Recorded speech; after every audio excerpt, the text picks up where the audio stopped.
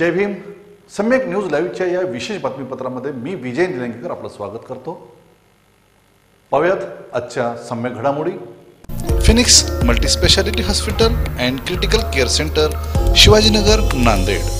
Ideal institute of biology, Nanded आणि Latur, leader in biology. पाहता भारत माता की, भारत माता की. नांदेड आणि महाराष्ट्राच्या सर्व बंधू भगिनींना गुढी पडवाच्या खूप खूप शुभेच्छा.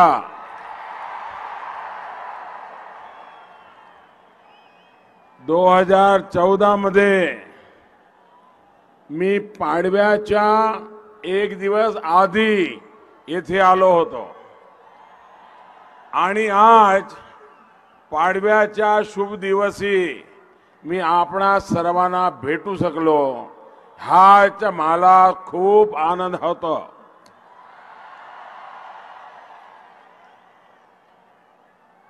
मंच पर विराजमान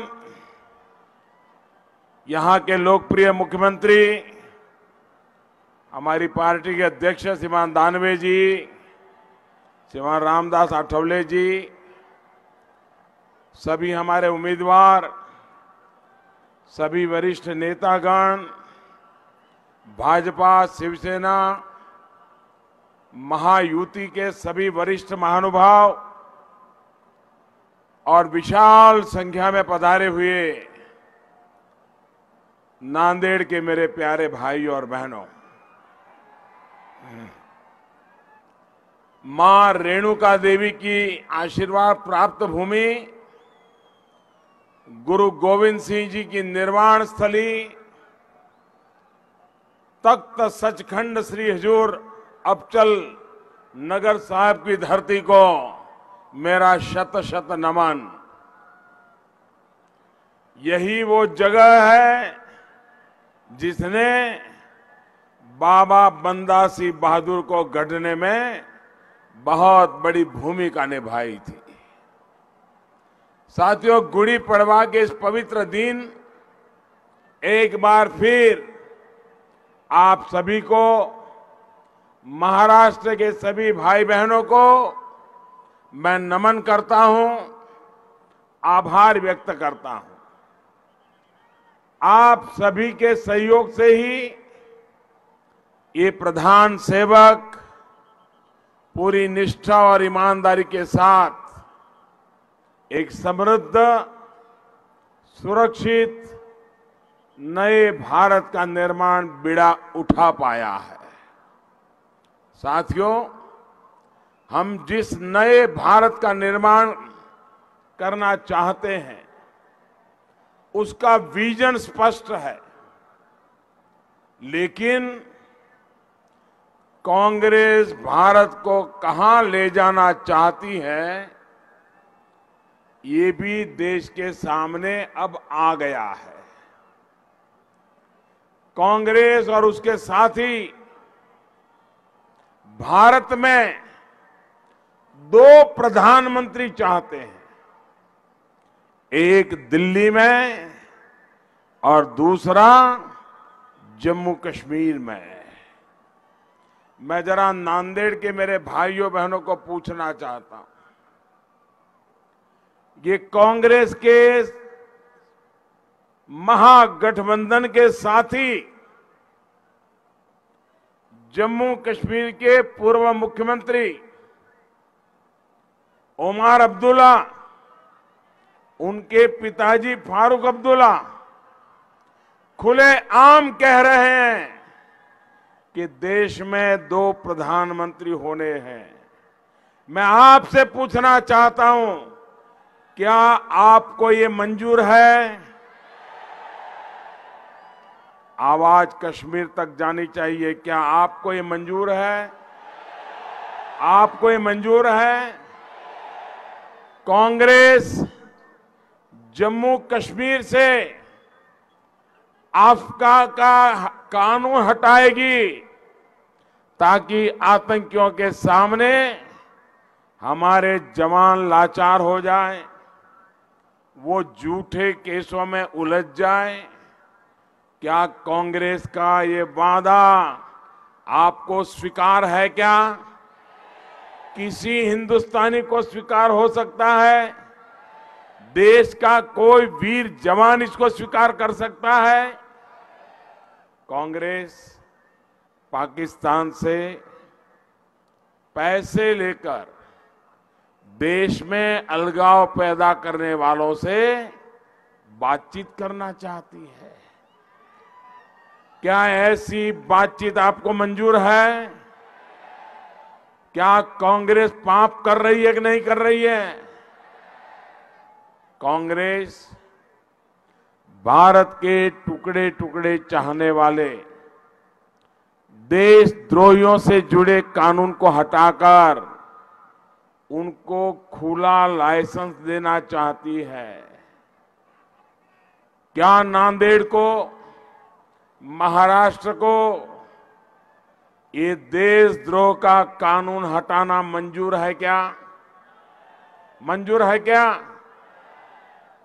भाइयों और बहनों, कांग्रेस ने जो ये डकोसला पत्र बनाया है, इसकी नींव तो उसी दिन पड़ गई थी जब सर्जिकल स्ट्राइक को लेकर इन्होंने देश के वीर जवानों के सामने सवाल उठाए थे, जब एयर स्ट्राइक के इन्होंने सबूत मांगे थे, जब 21 पार्टियों की महामिलावट ने मोदी के खिलाफ निंदा प्रस्ताव पारित किया था। साथियों, ये अजब स्थिति है।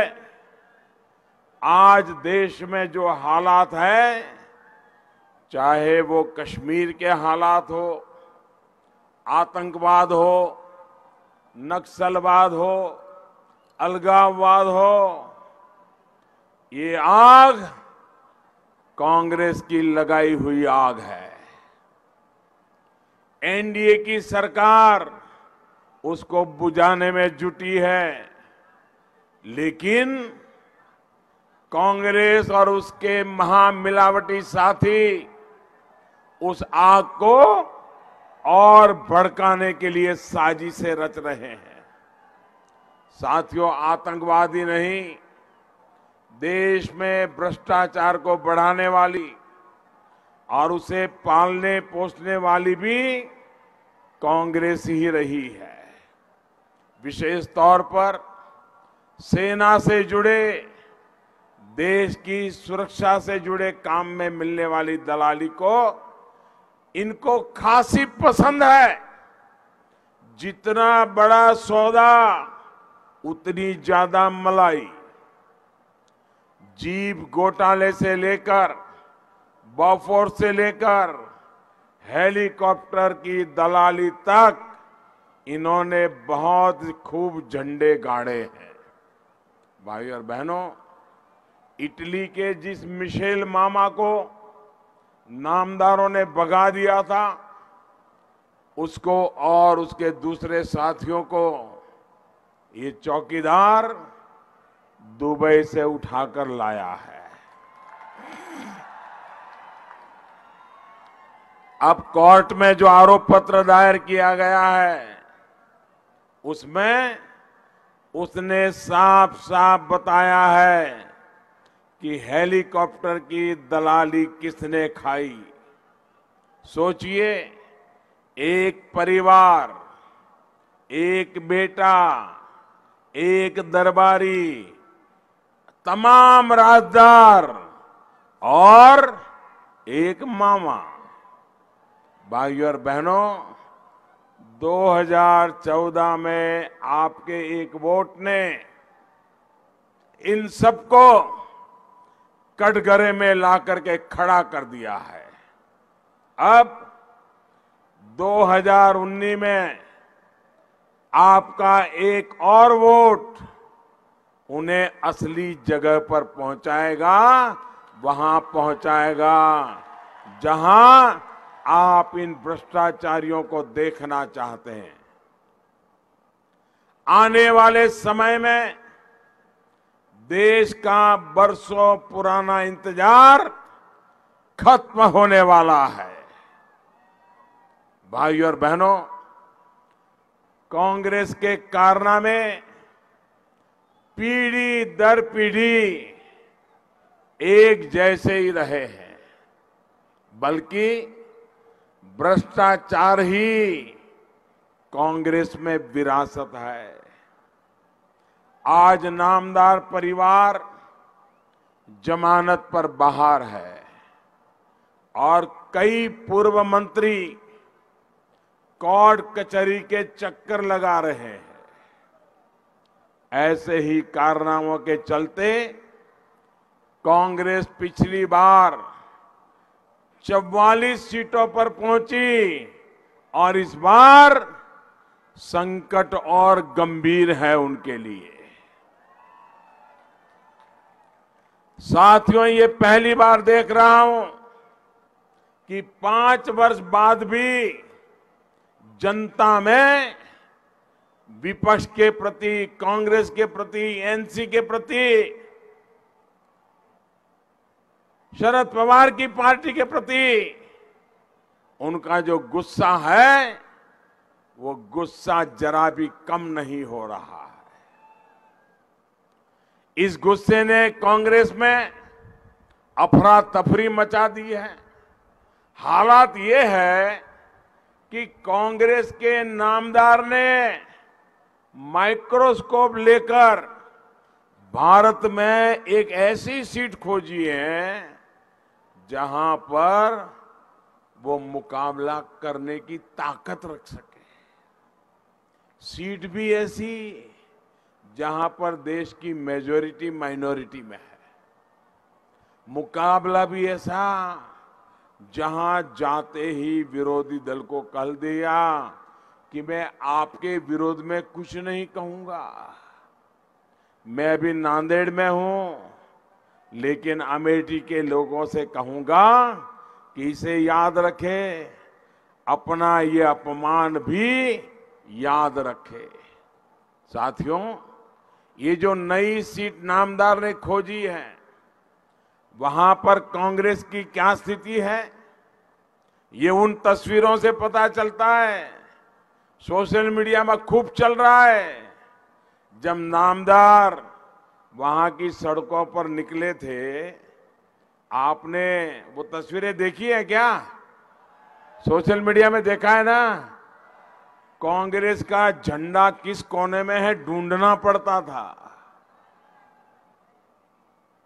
कांग्रेस के राष्ट्रीय अध्यक्ष का जुलूस और कांग्रेस का झंडा खोजना पड़ता था। ये हाल है कांग्रेस का। साथियों, कांग्रेस की हालत टाइटैनिक जहाज की तरह है। ये हर एक नए दिन के साथ डूबती ही जा रही है। कांग्रेस के साथ जो जो इस जहाज में बैठा था, वो एनसीपी की तरह या तो खुद भी डूब रहा है या उठ करके जान बचाने के लिए भाग रहा है। जो आपके पड़ोस में हिंगोली से कांग्रेस सांसद महोदय हैं, वे भी इस बार चुनाव नहीं लड़ रहे हैं। शरद पवार जी इस बार चुनाव नहीं लड़ रहे हैं। उनके सिपा सालार प्रफुल्ल पटेल भी चुनाव से भाग चुके हैं। साथियों, ये सभी महानुभाव एक एक करके मैदान छोड़ रहे हैं। महाराष्ट्र में कांग्रेस इतनी कमजोर हो चुकी है कि उसके पास जितनी संख्या में विधायक है, उससे ज्यादा तो गुट बने हुए हैं। सब आपस में ही लड़ भिड़ रहे हैं। जब इस तरह की महामिलावट हो, तो क्या ये दल महाराष्ट्र का भला कर पाएंगे? वो अपने विकास की सोचेंगे या फिर महाराष्ट्र के विकास की? यहां महाराष्ट्र में इन लोगों ने किस तरह एक आदर्श सोसाइटी बनाने की कोशिश की थी, शहीदों के परिवार को धोखा दिया था। इससे तो नांदेड़ और पूरा भारत भली भांति परिचित है। आप जानते हैं ना वो कौन है? पता है? इस तरह के घोटालों पर नजर रखने के लिए ही हमारी सरकार ने रेरा कानून बनाया है। एक ऐसा कानून जिसकी वजह से घर खरीदने वालों की कमाई सुरक्षित हुई है, उनकी बचत सुरक्षित हुई है। देश भर में हजारों प्रोजेक्ट अब रेरा कानून से रजिस्टर्ड है और पहले जिस तरह से काले धन का खेल होता था वो भी कम हुआ है। इसका बहुत बड़ा फायदा हुआ है मध्यम वर्ग को, नौजवानों को।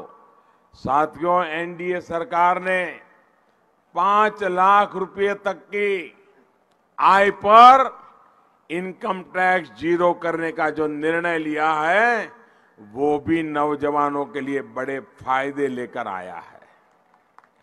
घर खर्च के लिए, अपने कार्यों के लिए अब उनके पास ज्यादा पैसे बच रहे हैं। लेकिन मैं देश के नौजवानों को, मध्यम वर्ग को कांग्रेस की साजिश से फिर से आगाह करना चाहता हूं। कांग्रेस ने साफ कर दिया है कि वो देश के मध्यम वर्ग को स्वार्थी मानते हैं, लालची मानते हैं। इसलिए वो मध्यम वर्ग पर टैक्स का बड़ा बोझ डालने का इरादा रखती है। इतना टैक्स कि मध्यम वर्ग की कमर टूट जाए। भाइयों बहनों, आज मैं अनुभव से कह सकता हूं, अगर देश को चलाने में सबसे बड़ी ताकत कहीं से मिलती है तो मध्यम वर्गीय परिवारों से मिलती है। वो कायदे कानून का पालन करते हैं, वे सरकारी खजाने में अपने से जो भी बचता है देते हैं और इसी से देश चलता है। ये कांग्रेस पार्टी मध्यम वर्ग को अपना दुश्मन मानती है। आप हैरान हो जाएंगे, अभी कांग्रेस का एक ढकोसला पत्र आया है, 50-55 पन्नों का ढकोसला पत्र आया है। आने वाले 5 साल में उनके क्या मंसूबे हैं उसका सारा उसमें लिखान है।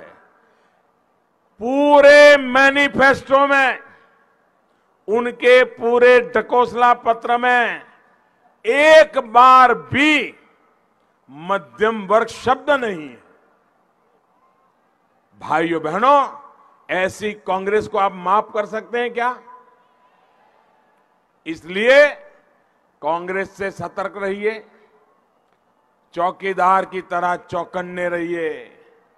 साथियों, कांग्रेस के इतिहास को देखेंगे तो एक पैटर्न दिखाई देती है। जब भी ये पार्टी संकट में आती है तब झूठे वादों का एक पिटारा खोल देती है और बाद में गजनी बन जाती है। आपको गजनी फिल्म याद है ना? 2009 में इन्होंने कहा कि किसानों के घर पर आकर समर्थन मूल्य पर अनाज खरीदा जाएगा। अरे घर तो छोड़िए, मंडी में भी वो अनाज नहीं खरीद पाए। ये बीजेपी, शिवसेना, एनडीए की सरकार है जिसने लागत का 1.5 गुना समर्थन मूल्य देने का वादा पूरा किया। ये एनडीए की सरकार है जिसने देश के 12 करोड़ किसानों के खाते में हर साल 75,000 करोड़ रुपए सीधे जमा कराने का काम शुरू किया है।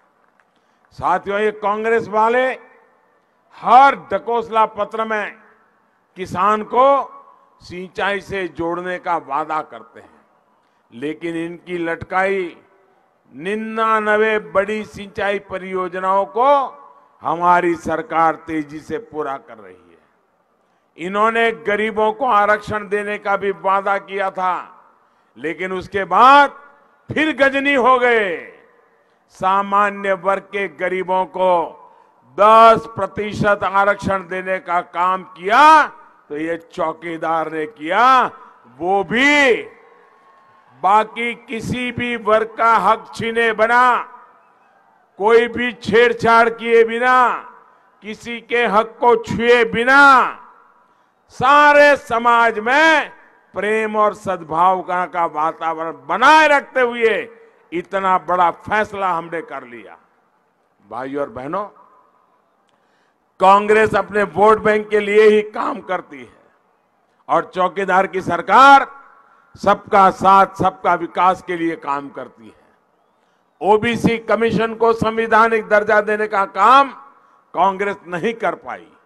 आपके चौकीदार की सरकार ने उस काम को भी पूरा किया। इसी तरह बंजारा समाज को कभी कांग्रेस ने याद नहीं किया। एनडीए की महायुति की सरकार ने ही इस वर्ष के बजट में गुमंतु समुदाय के लिए पहली बार वेलफेयर डेवलपमेंट बोर्ड बनाने का फैसला किया है।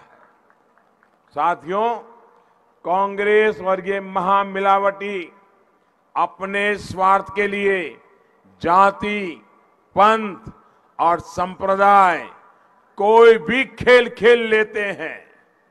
कर्नाटक चुनाव के दौरान सिर्फ वोट के लिए इन्होंने लिंगायत समाज के साथ क्या किया, ये हम भूले नहीं है। पवित्र करतारपुर साहिब कॉरिडोर के साथ इन्होंने क्या सियासत की, ये भी आप भली भांति जानते हैं। बंटवारे के समय अगर कांग्रेस चाहती तो हमारे गुरुओं की धरोहर करतारपुर साहिब हमारे पास ही रह सकता था, लेकिन सिर्फ 3-4 किलोमीटर की ही दूरी से गुरु साहब के पवित्र स्थान को इन्होंने दूर कर दिया। तब अगर कांग्रेस की नीति सही रहती तो आज पाकिस्तान में करतारपुर साहिब न होता और न ही पाकिस्तान को ये खेल खेलने का मौका मिलता। इसी तरह नांदेड़ और अमृतसर साहब से सीधी हवाई मार्ग से जोड़ने की याद भी कांग्रेस एनसीपी की सरकारों को कभी नहीं आई। और एनसीपी के नेता तो एविएशन मिनिस्टर हुआ करते थे, मुख्यमंत्री उनके यहां हुआ करते थे, लेकिन न कभी उनको नांदेड़ साहब और अमृतसर साहब को जोड़ने की इच्छा हुई। उड़ान योजना के जरिए ये काम भी हमारी सरकार ने किया है। किसानों से 15 गुना दाल की खरीद हो या प्रधानमंत्री श्रम योगी मानधन योजना से यहां के कामगारों को पेंशन सुरक्षा, कांग्रेस एनसीपी की सरकारों ने कभी नहीं सोचा। ये काम भी हमारी सरकार ने किया है। भाइयों और बहनों, ये भी हमारी सरकार का सौभाग्य रहा कि उसे गुरु गोविंद सिंह के 350वें प्रकाश पर्व को देश और दुनिया में भव्य तरीके से मनाने का अवसर मिला। इसी तरह इस वर्ष गुरु नानक देव जी के 550वीं जन्म जयंती को भी हमने दुनिया भर में धूमधाम से मनाने की तैयारी की। साथियों, देश की आस्था, देश की संस्कृति के संरक्षण और सम्मान के प्रति एनडीए की सरकार, ये चौकीदार पूरी तरह प्रतिबद्ध है। 2014 में आपके वोट के कारण हम दशकों पुराने गड्ढों को भर पाए। 2019 में आपके वोट से विकास का हाईवे बनेगा। 2014 में आपके वोट के कारण पुराने भारत के काम करने के तौर तरीकों में बदलाव आया। 2019 में आपके वोट से हम एक नया भारत बनाने की दिशा में आगे बढ़ेंगे। 2014 में आपके वोट से डिजिटल इंडिया से आपके जीवन को आसान बनाया। 2019 में आपके वोट से डिजिटल इंडिया हमारे मेक इन इंडिया और रोजगार निर्माण का मजबूत आधार बनेगा। 2014 में आपके वोट के कारण आतंकवाद को मुंह तोड़ जवाब मिला। 2019 में आपका वोट आतंकवाद को खत्म करने में एक बहुत बड़ी भूमिका निभाएगा।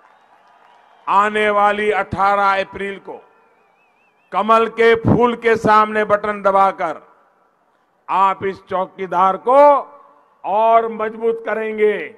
इसी विश्वास के साथ मैं आप सबका आभार व्यक्त करता हूं और मैं आपको विश्वास दिलाता हूं, आप जब कमल के फूल पर बटन दबाएंगे तो आपका वोट सीधा सीधा मोदी को मिलने वाला है। आपका वोट सीधा सीधा मुझे मिलने वाला है। और इसलिए भाइयों बहनों, आज अब इतनी बड़ी तादाद में आप हमें आशीर्वाद देने के लिए आए हैं, मैं आपका आभार व्यक्त करता हूं। मेरे साथ बोलिए, बोलेंगे बोलेंगे। मैं कहूंगा मैं भी, आप कहेंगे चौकीदार। मैं भी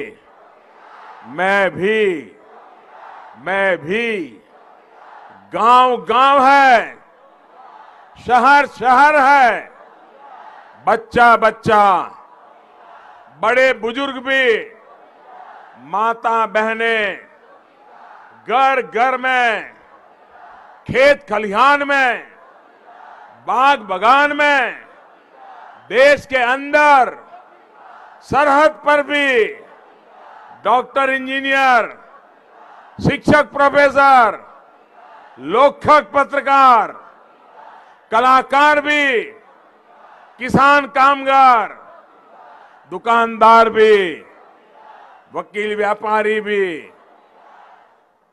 छात्र छात्राएं भी, भाइयों बहनों, सारा देश चौकीदार, 125 करोड़ देशवासी चौकीदार।